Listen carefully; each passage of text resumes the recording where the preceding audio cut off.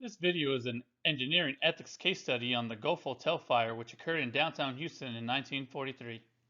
We will cover the facts regarding the incident, list the ethical issues involved, prioritize from most critical to least critical, discuss what could have been done to prevent this incident from happening, discuss event tree analysis, commonly referred to as ETA, discuss potential ethical issues that might arise in both mechanical and biomedical fields, and how we plan on addressing those issues. All research and material were conducted by myself, Raymond Aedo, and my partner, Erica Gonzalez, for our Spring 2020 Engineering 1201 class. All references will be shown at the end of this video. Let's begin. It may not look like it, but this was Main Street in Houston in September of 1943. While World War II raged on, Houston was rapidly growing as a city. Many transients passed through Houston in search of work or traveling to other places. Many transients stayed at places like the Gulf Hotel. The Gulf Hotel was one of many flop houses downtown catering to traveling, working, and homeless men. Flop house is a term used to describe cheap, run-down, and usually dirty motels. Houston's deadliest fire was reported shortly after midnight on September 7, 1943, at the Gulf Hotel on the corner of Preston and Louisiana. As smoking was a commonplace back then, mattress fires occurred regularly, which was how this fire was started. Around midnight, fire on a mattress was reported. A hotel clerk and a tenant put it out. The night manager stuck the soggy mattress in a second-floor broom closet at the base of the sole stairway to the hotel. Now keep in mind, there were only two staircases in this old hotel, one being the internal staircase and the second being the fire escape staircase, seen here. The mattress was not extinguished entirely, and a few minutes later it reignited. The fire spread rapidly from the second floor to the third floor. Not long after the lodgers had gone back to sleep, flames and smoke enveloped the open dorm areas of the hotel. There was mass confusion while people who were mostly elderly, disabled, or drunk men tried to exit the hotel to get away from the flames that were rapidly consuming the building. Men who managed to wake before dying in their sleep raced to exit the building, but there was no lighted sign for the emergency exit. In their desperation, men began to jump from third-floor windows, most to their deaths, as inside staircase was engulfed in flames and the only fire escape was now crowded with people. Here are a couple eyewitness statements taken by a local newspaper columnist. These will allow us to truly see what type of harm can be caused when ethical boundaries are crossed. Irvin Dusterhoff, who stayed at the hotel that fateful night, said he had just returned from a show and was reading a book in bed when the fire broke out. I yelled to the men next to my room and then found my way to the fire escape, Mr. Dusterhoff continued. I was about halfway down the escape when a man hurtled past me, almost striking me on my shoulder. He had jumped from the third floor. The man was moaning as his body fell. I looked down as he bounced on the sidewalk. It was pretty awful. Some sailors grabbed him and carried him to an ambulance. I don't know whether or not he was killed. Mr. Dusterhoff told of how he tried to get into a room to save an old man, but said the flames blocked his path. He says, I could see the old filler sitting there on the side of the bed rocking in agony and fright. I couldn't get to him, and he just sat there, rocking back and forth as he burned to death. One victim made his way to the third-floor window and sat on the sill, framed in fire and smoke, afraid to jump. Thomas Russell, a Navy man stationed in Houston, watched the man in the window from the curb across the street. Him, along with other onlookers, saw firemen throw a stream of water against the building in an attempt to keep the flames back from the man's window perch. Russell explains the event by stating, the window fell and hit him. He stayed pinned there for more than an hour. When they got to him, he was dead. I enhanced the photo from the previous screen. If you look closely to the tip of the orange arrow, you can see the man Russell described, pinned, halfway hanging out of the building. With the recorded number of 133 guests in the hotel that night, a total of 55 people died and another 30 were injured. Among the deceased were 23 men who were never identified. With no one to claim them, all The unidentified bodies were buried together in a mass grave that is seen here. Here are some additional facts to consider. This was an old building in the lesser part of town that was used as a shelter by working class men, drunks, elderly men, and cripples. It was said that in previous years, kerosene and gasoline were used for spraying purposes. That meant that the wood of the building had a high oil buildup within its walls. That was a ticking time bomb. The closet in which the mattress was stored once it was believed to have been extinguished also contained cleaning supplies and insecticides, which would have aided in the rapid spread of the fire.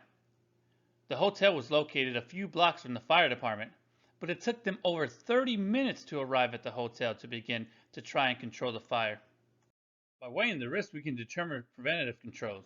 In doing so, we have determined the risk of the fire could have possibly been eliminated by setting smoke regulations within the building. Were it not for the fire that began on the mattress due to someone smoking and falling asleep with a lit cigarette, this event could have been avoided.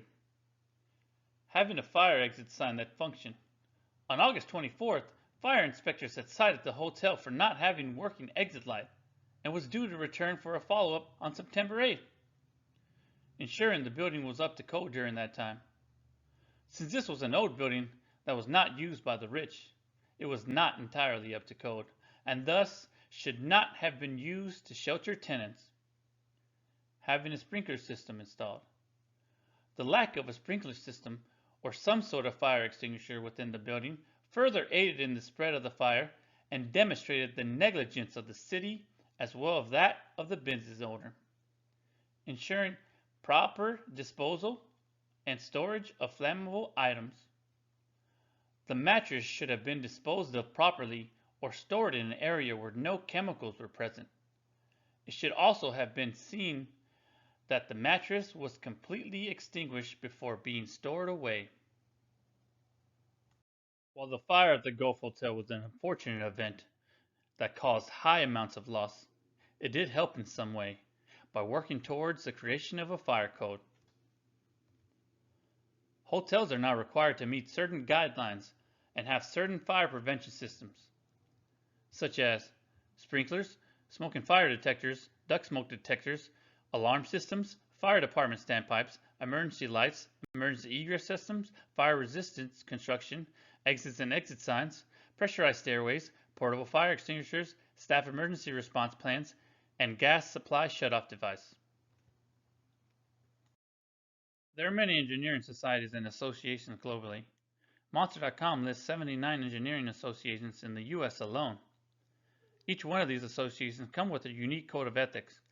Even though they are different, they all typically revolve around the same key principles. For the remainder of the video, when I discuss code of ethics, I will be referring to the National Society of Professional Engineers, or NSPE, Code of Ethics for Engineers. The Code of Ethics consists of 3 key sections. These sections are Fundamental Canons, Rules of Practice, and Professional Obligations.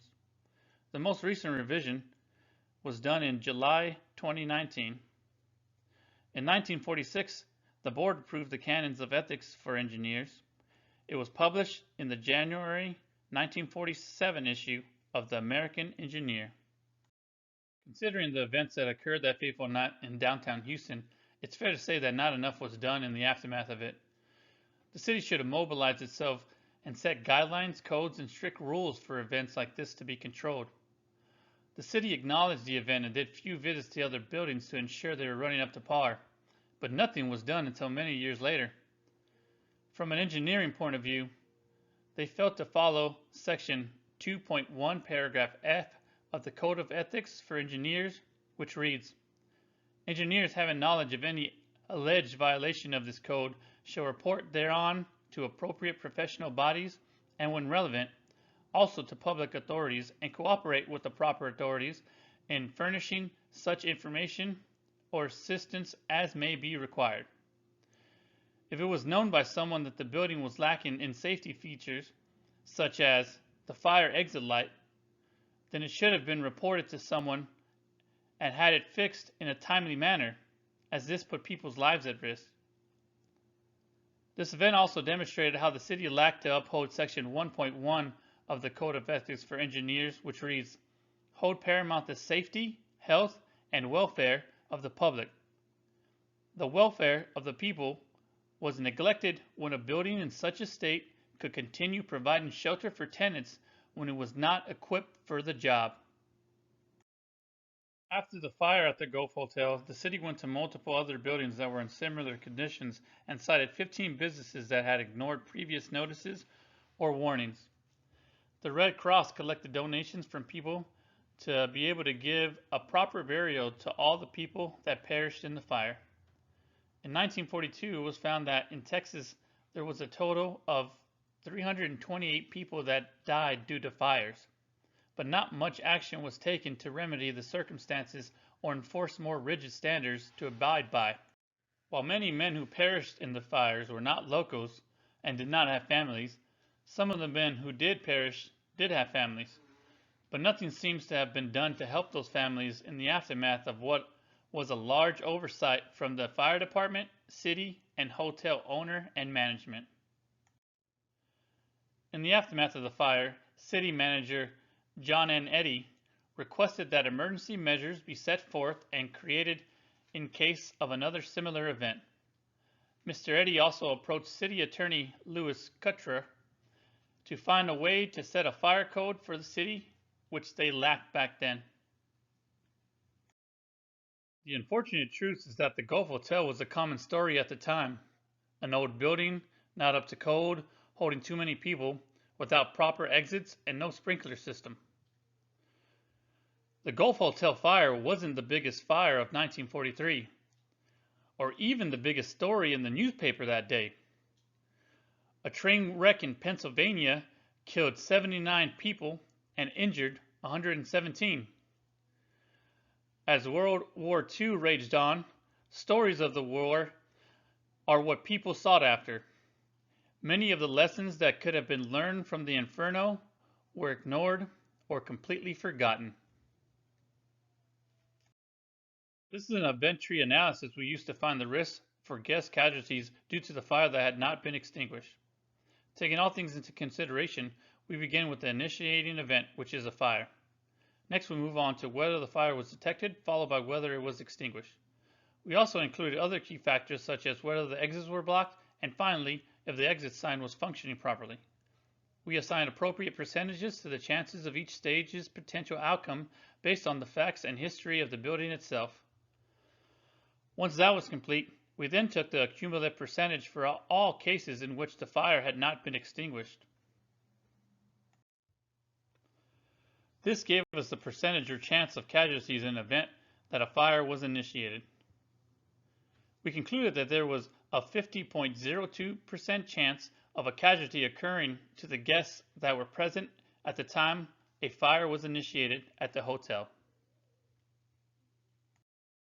This means that guests had greater than a 50% chance of being killed or injured, which means that the chances of death or injury was greater than escaping unharmed in the event of a fire.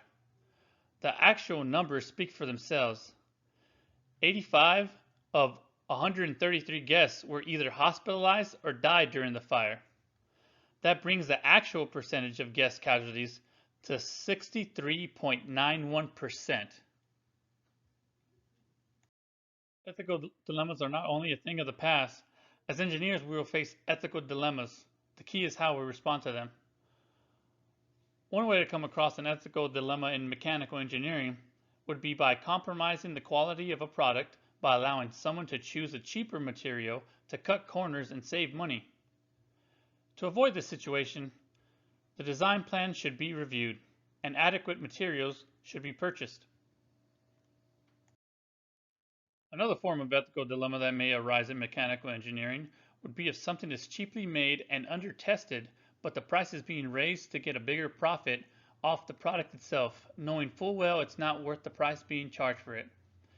In a situation like this, one should speak up and let whoever is in charge know that the product is not being created with the public consideration in mind. In biomedical engineering, an ethical dilemma may arise when there is a lack of integrity in conducting lab work and trying to compile data for a research paper.